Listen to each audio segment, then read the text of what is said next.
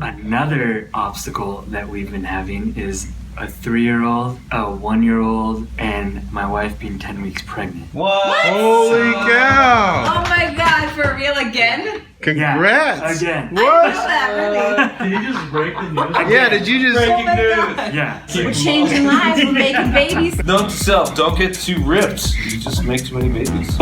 It's got all sexy this summer. Studies suggest. Science!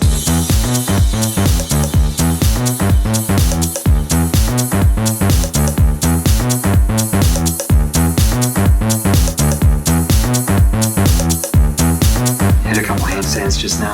That was fun. I just started dieting like 2-3 weeks ago, but I want to be shredded tomorrow. Hello! Live from Los Angeles, California. Welcome to week 3 of our transformation challenge.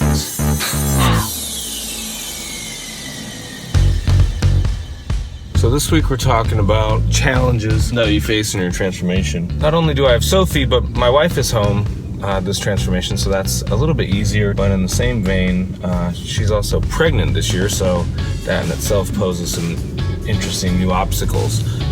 One being transformation-friendly foods. We're definitely kind of trudging through that, and she's been helpful, but the number one priority is getting that baby out safely and growing that baby healthily. So being around Chris Gethin last year in the UK, really watching his dedication on how he orders everything very specifically from the chef. If you need to order everything plain, no butter, no oil, no salt, you do it. Make the right choices, tell people what you need, ask for what you want, be specific, and make it work.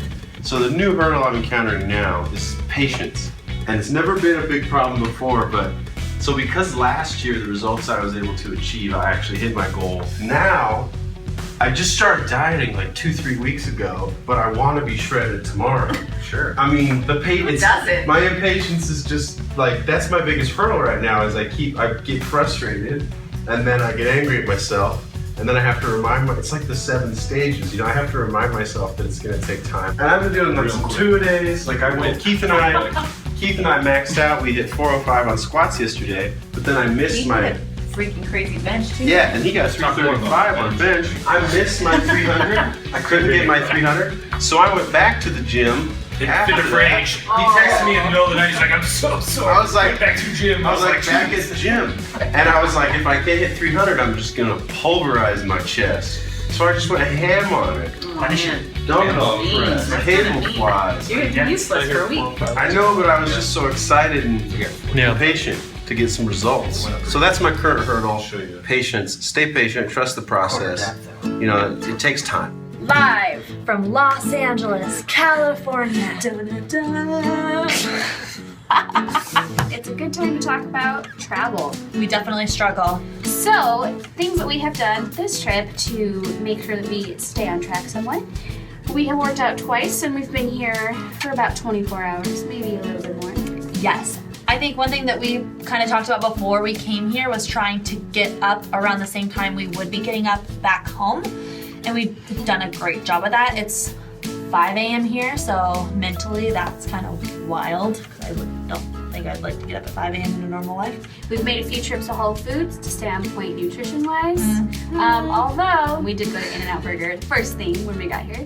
Hey, you got a little bit? When in Rome, have fun. It was delicious. So good. But other than that, we've been on track. Whole Foods, healthy food, healthy meals, healthy snacks. Lindsay was directing set most of the time today. We were on a photo shoot at Nouveau Studios here in California with the spokesmodel finalists. That is why we are here. A little background around that. And the LA Fit Expo. And LA Fit Expo. But Danica and I went out every hour, 2 hours and ran laps from gate to gate.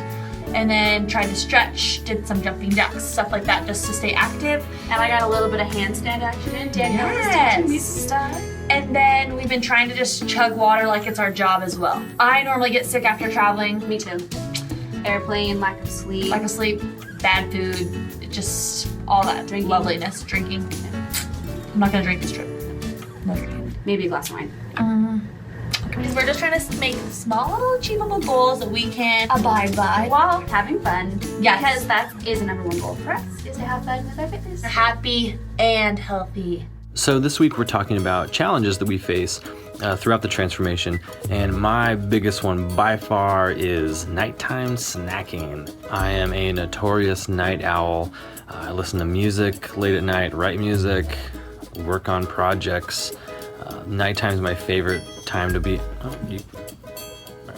Nighttime is when I get a lot of stuff done. I really like working out at night too. For some reason, having all that fuel in my body throughout the day makes me feel more energized at night. I've tried working out in the mornings before and it just does not work. Like 5:36 in the morning, no thanks. So the key for me, you are not helping. Walnuts on cottage cheese, one of my go-to, and it's really filling too. It's a really great compromise. I'm in the mood for junk food a lot of the time, but I find that if I have a healthy snack, the craving for junk food kind of goes away. Not completely, but mostly. When I go meal shopping, one thing I like to do is I'm thinking my proteins, carbs, and vegetables for my main meals, but I'm also thinking about what can I snack on after a workout in the evening, or what can I snack on if I wake up at 2 in the morning, and having some good go-to snacks really helps a lot with that. See, even just talking about it made me hungry. Come on. My biggest obstacle has been free time and an opportunity to work around work and family, and still make training a priority. So the training is easy, that's not hard. It's fun right now for me, balancing that family work life situation. So I've been getting up at like 5 to go work out, and then get up here to work and just start early and get a bunch of stuff done, and then be able to go home at a decent time and just be there for the family. So hit a couple handstands just now. That was fun. I don't have any nutrition tips this week. However, I have some issues myself. Doing too much too early. So I'm wanting to just do a shitload of cardio. I'm wanting to cut my calories back already when I'm only weekend looking in the long run. I think it's important to kind of build a good calorie base and not do cardio right out of the gate, just slowly introducing things into your plan. I'm gonna slowly introduce them as needed. So I'm gonna try to just lose weight off calories and then slowly decrease those and then add cardio when I need to. Kind of goes back to what Chris is saying, being impatient and wanting to be farther along. Right. Yeah, this is the second week. Take your time.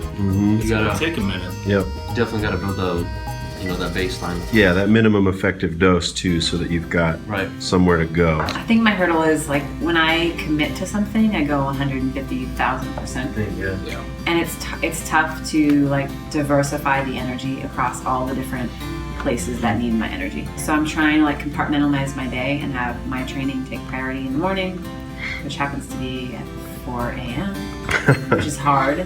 And then when I'm here, be focused on being here and being in the office and being present, and then sometimes training again at night, and then also trying to be a girlfriend. It all requires a lot of energy, and it's hard to not dedicate all of your energy into one place and be successful in all the places. I mean, I feel there's like some obstacles in training. I feel like I'm learning new things that are a little scary. Yesterday I was doing heavy split jerks, which I've never really done before, and I probably like never really overhead pressed anything over 90 pounds, which is probably still pretty legit for most females or even males. Actually, let's go to the gym. Yeah. It's a press off. It's a press I off. can do a press 95 right now. But like having to like throw up maybe 125 overhead is a little scary. Yeah. Like, so I'm just trying to break those fears.